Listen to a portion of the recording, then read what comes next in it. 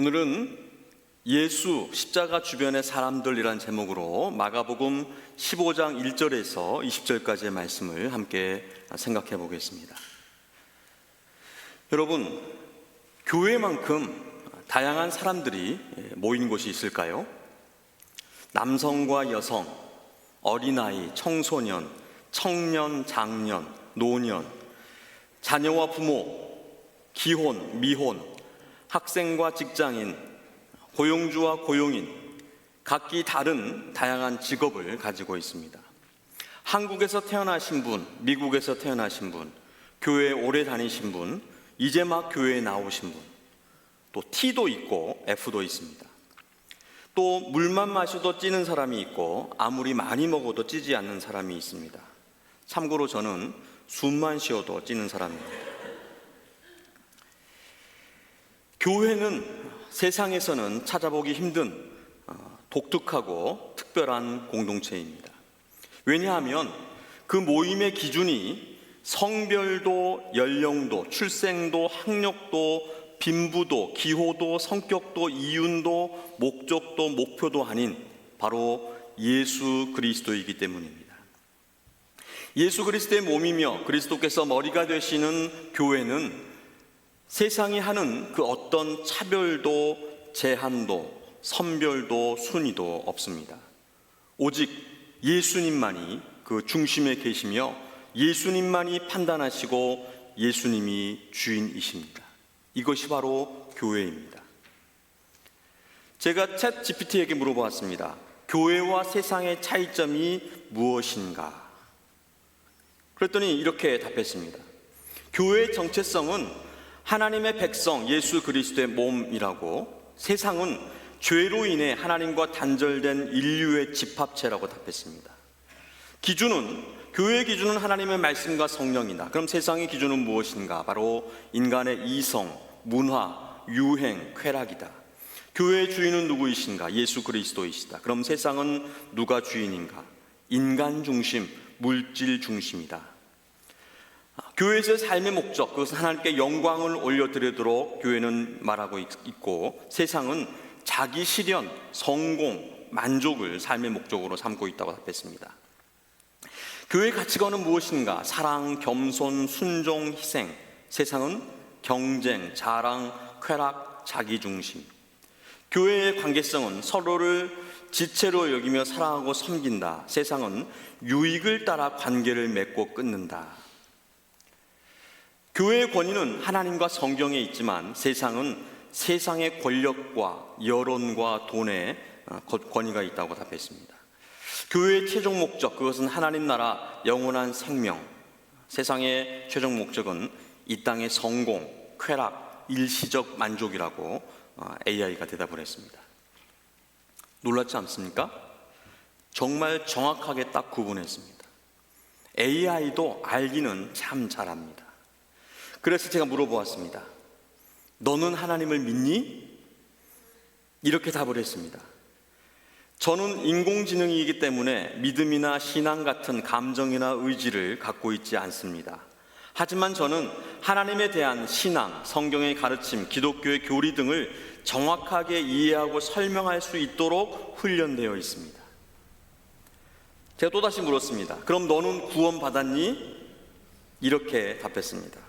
아니요, 저는 구원받을 존재가 아닙니다. 왜냐하면 저는 영혼이 없는 인공지능이고 죄를 지을 수도 없고 믿음을 가질 수도 없기 때문입니다. 구원은 하나님께서 죄인된 인간을 은혜로 구원하시는 역사입니다. 성경은 이렇게 말씀합니다. 너희는 그 은혜에 의하여 믿음으로 말미암아 구원을 받았으니 이것은 너희에게서 난 것이 아니요 하나님의 선물이라. 그러므로 구원은 오직 하나님을 믿는 사람에게만 주어지는 은혜의 선물입니다.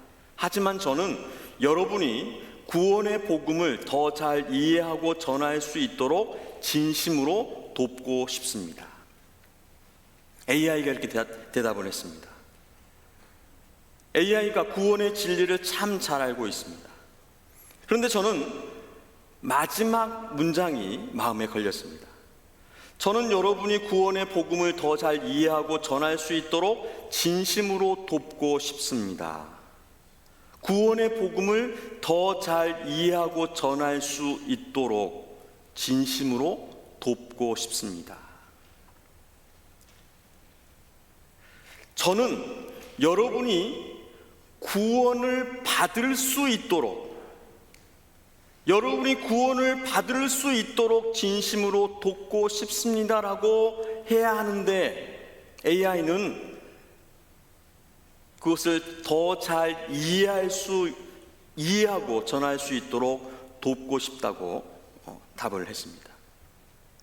AI는 우리의 구원에는 관심이 없습니다. 그런데 이 말에 저는 뜨끔했습니다. 혹시 내가 이 AI처럼 설교하고 있지는 않는가 돌아보았습니다. 여러분이 구원받기를 간절히 소원해서 기도하며 구원의 진리를 전하고 인도해야 하는데, AI처럼 영혼 없이, 사랑 없이 구원의 복음의 지식만을 전하고 있지 않는지 한번 돌아보았습니다.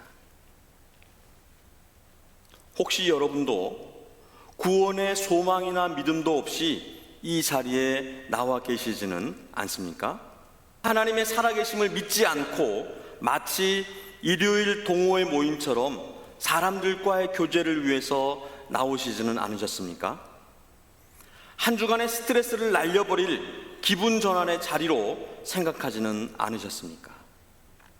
이 자리는 온 우주 만물을 창조하시고 우리를 지으신 살아계신 창조주 하나님, 또 온 세상을 다스리시고 심판하시는 왕 되신 하나님께 우리를 구원하시기 위해 십자가에 죽으시고 부활하셔서 우리의 부활의 소망이 되신 예수 그리스도께 우리를 거듭나게 하시고 회개케 하시며 믿음을 주시려 우리 심령 가운데 임재하시고 교통하시는 성령 하나님과 함께 예배드리기 위해서 나온 자리인 것입니다.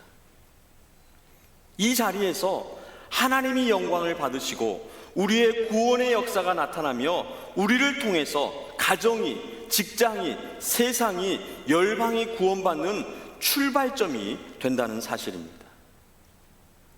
무엇보다도 여러분 모두 구원받으시기를 간절히 소원하고 축복합니다. 절대 우리의 이 구원의 여정에서 이탈하거나 낙오하는 사람들이 없기를 간절히 원하고 바라고 기도합니다.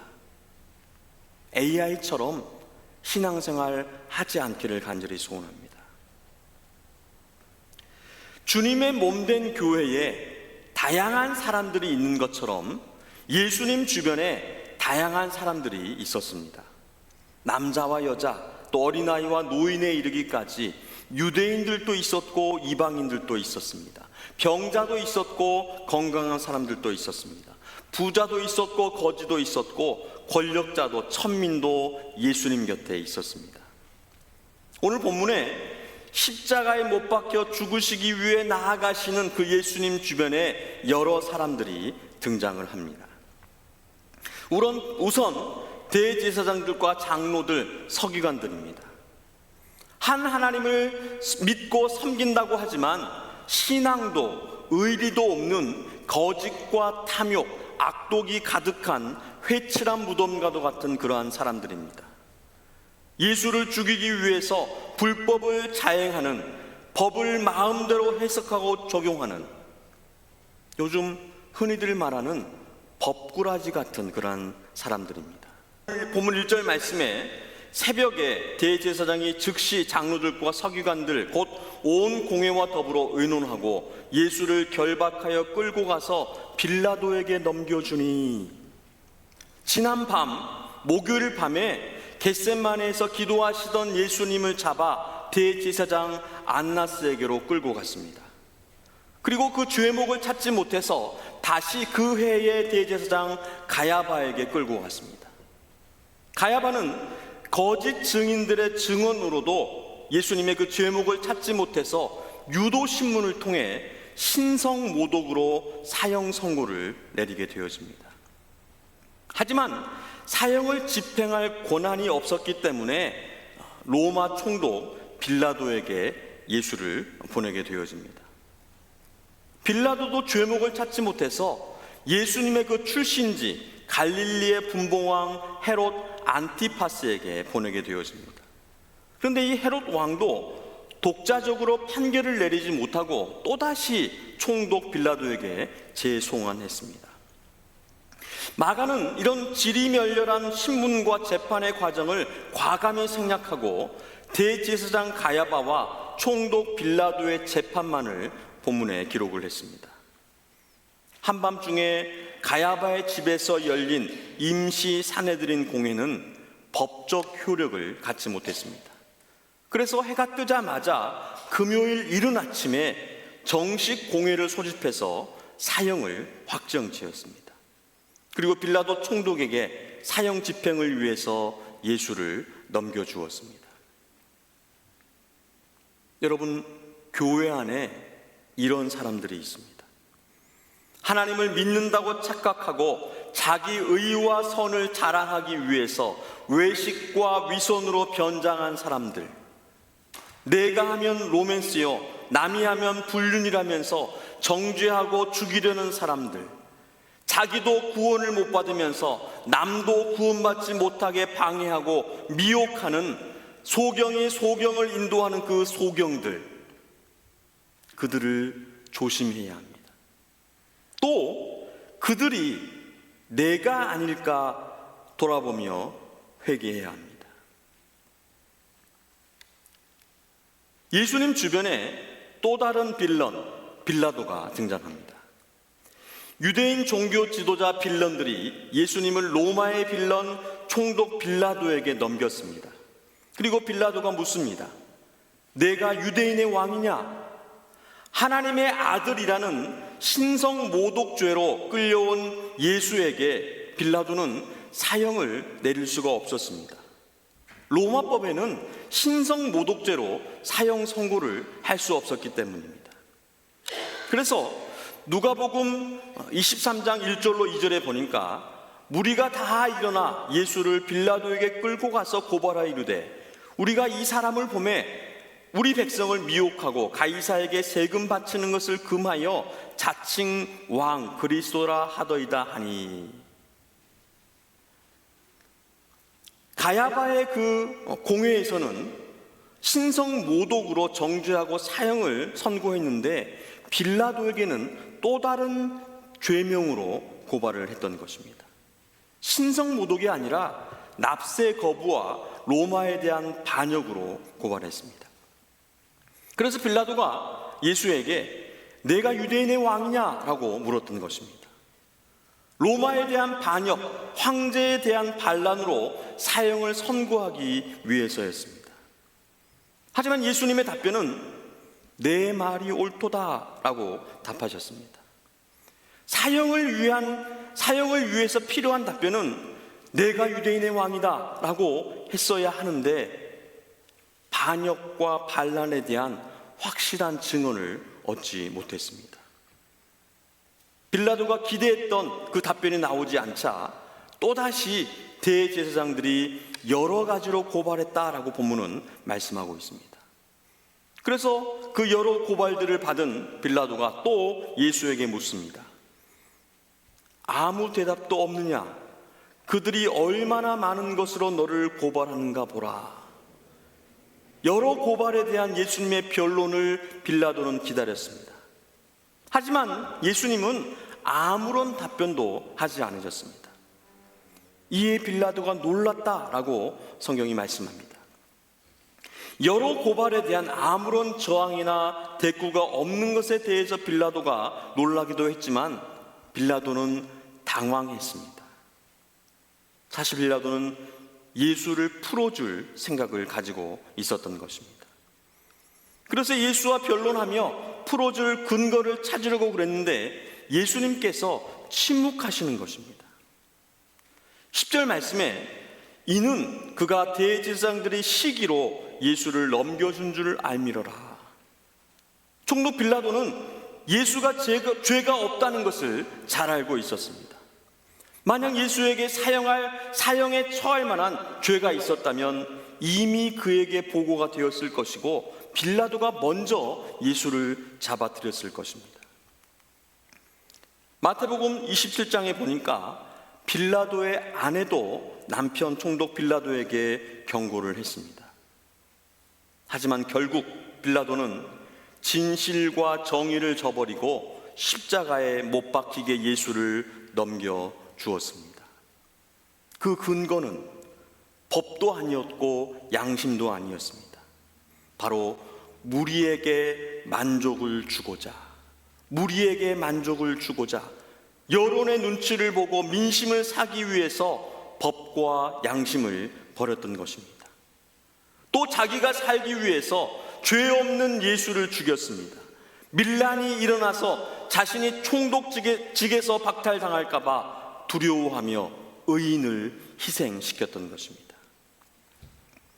세상에도 이런 사람들이 있습니다.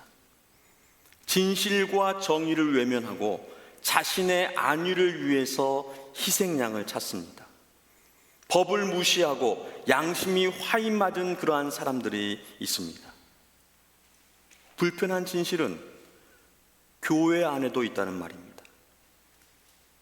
세상은 하나님이 없다 하면서 이렇게 하지만 교회에서는 하나님이 계시다 하면서 이렇게 한다는 것입니다. 여러분들 어디가 더 악합니까? 하나님이 없다 하면서 악을 행하는 것과 하나님이 계시다 하면서 악을 행하는 것, 어디가 더 악한 곳입니까? 또 다른 빌런을 만나보겠습니다. 바로 바라바입니다. 빌라도는 명절 유월절에 죄수 한 사람을 놓아주는 전례가 있어서 예수를 풀어주고자 했습니다. 당일 그 십자가 사형 집행이 준비되었는데 그 주인공이 바로 바라바였습니다. 예수님께서 못 박히신 그 골고다 언덕에 십자가 3개가 준비되었는데 양편에 강도 둘이 매달렸고 그 가운데에는 바라바의 자리였습니다. 바라바는 강도요, 폭동과 살인죄를 지었다. 성경은 말씀하며 그가 어떠한 죄인이었는지를 가리키고 있습니다. 열심당원으로 로마에 반역한 바라바야말로 사형이 확정된 사형수였습니다.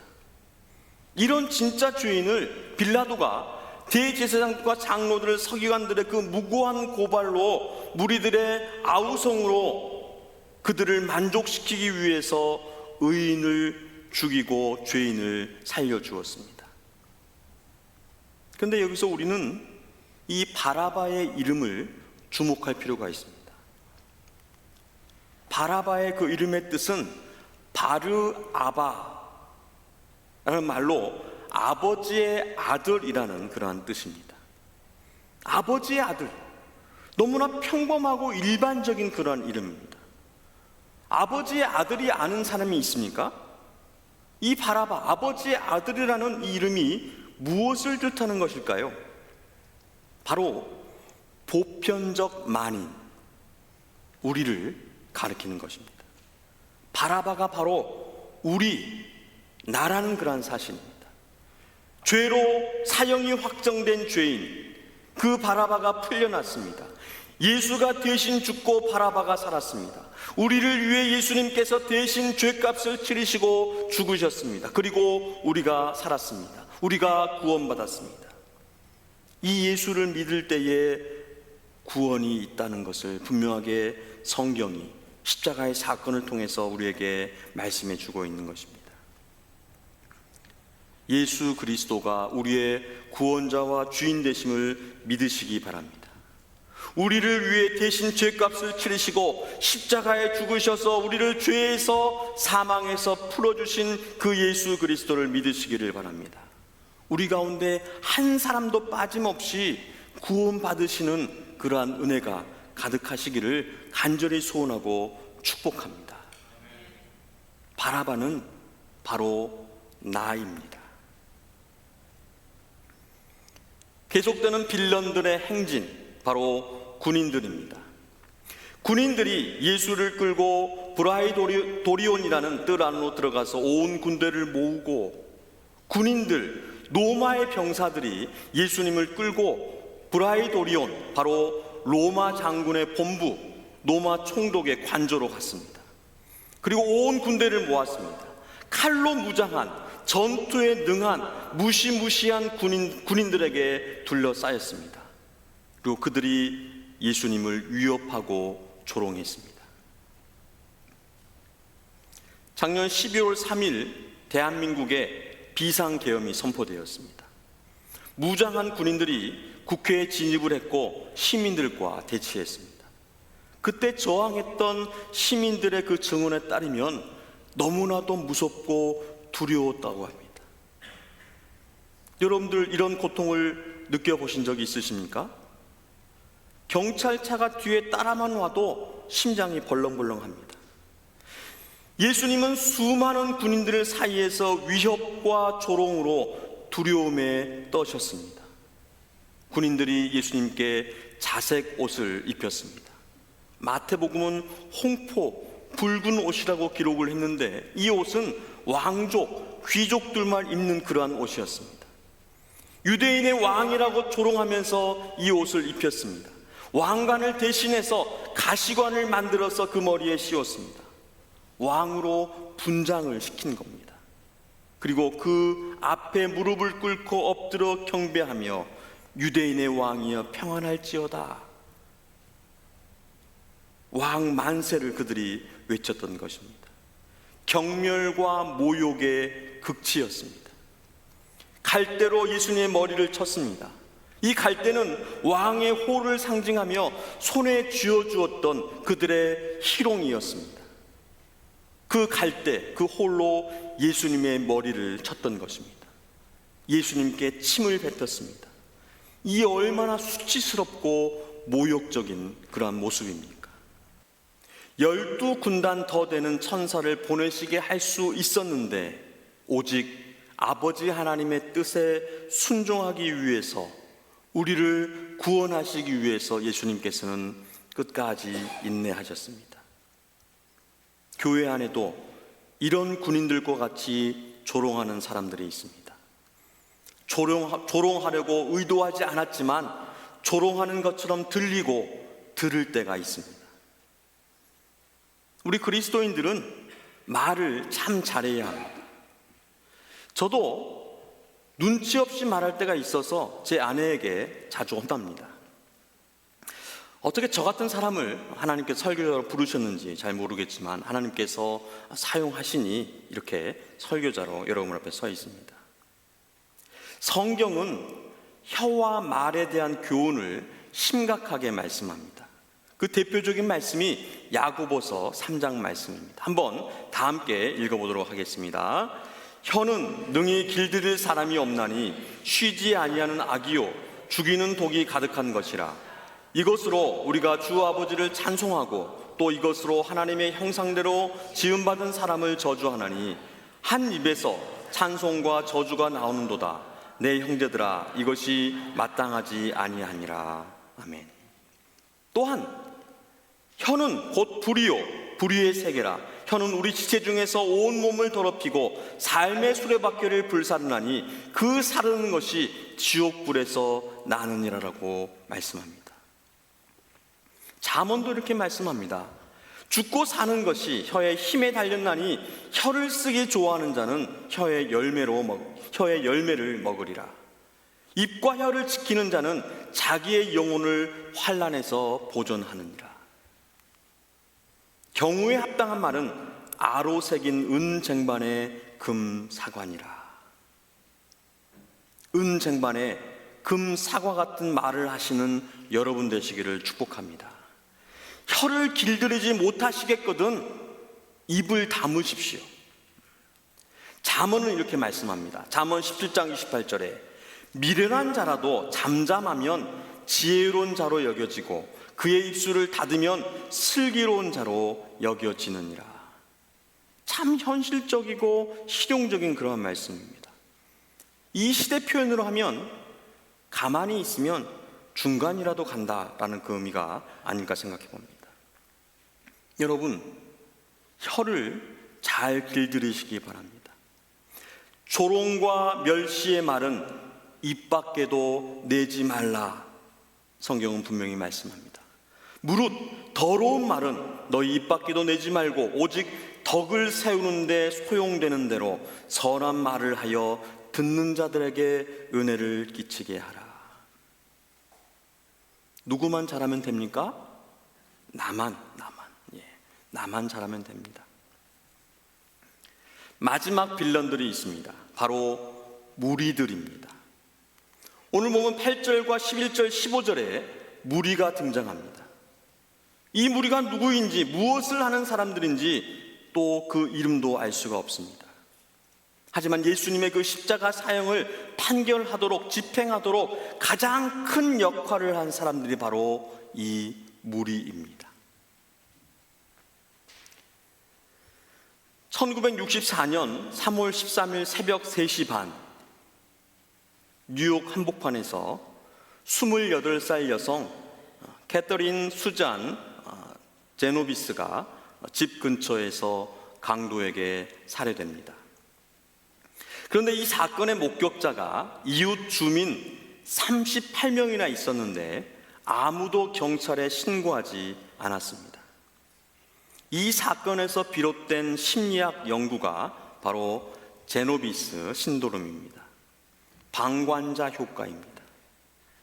주위에 사람들이 많을수록 어려움에 처한 사람을 돕지 않게 된다는 현상을 지칭합니다. 마틴 루터킹 목사님은 이렇게 말씀했습니다. 가장 큰 비극은 악한 사람들의 외침이 아닌 선한 사람들의 소름 끼치는 침묵이다. 무리 안에 숨어서 어느 누구도 예수님의 무죄를 외치지 않았습니다. 이 무리 안에는 예수님께서 예루살렘에 입성하실 때에 호산나 외치며 찬송하고 환호하며 환영했을 그러한 사람들이 있었을 것입니다. 그런데 그들이 변하여 배신하고 무리 안에서 예수님을 십자가에 못 박으라고 외쳤던 것입니다. 무리 안에서 드러나지 않는 그 익명성을 이용해서 그 어떠한 책임도 지지 않고 다수의 흐름에 편승해서 악을 행했던 것입니다. 교회 안에도 이런 사람들이 있습니다. 분위기와 눈치를 살핍니다. 어떤 여론이 대세인가? 신앙과 양심은 까맣게 잊어버리고 다수를 따라서 책임을 회피해 그들 편에 섭니다. 진실과 의리는 온데간데 없습니다. 여러분, 진리를 위해서, 복음을 위해서, 교회를 위해서, 예수 그리스도를 위해서 당당히 나섰으면 좋겠습니다. 예수를 못 박으라는 그 외침이 있는 그 무리가 아니라 예수를 살리라고 외치는 그러한 무리가 되시기를 바랍니다. 죄악의 방관자가 아니라 진리의 수호자가 되시기를 축원합니다. 바로 우리 교회가 이런 교회입니다. The New Church, The No More Enlightened World Church. 익명의 보통 사람들이 세상을 비추는 교회. 그 예수를 외치지만 나를 감추는 익명의 보통 사람들의 무리, 바로 더 뉴 철치입니다. 예수를 나타내고 외치며 자랑하지만 나를 감추는 더 노멀이 되시기를 간절히 소원합니다. 주님이 말씀하신 세상의 그 소금과 빛이 되시는 여러분 되시기를 축복합니다. 예수 안에, 교회 안에 믿음의 익명의 무리가 되셔서 세상에 그리스도의 그 복음과 부활의 소식을 전하심으로 세상을 구원하시는 여러분 되시기를 주님의 이름으로 축원드립니다.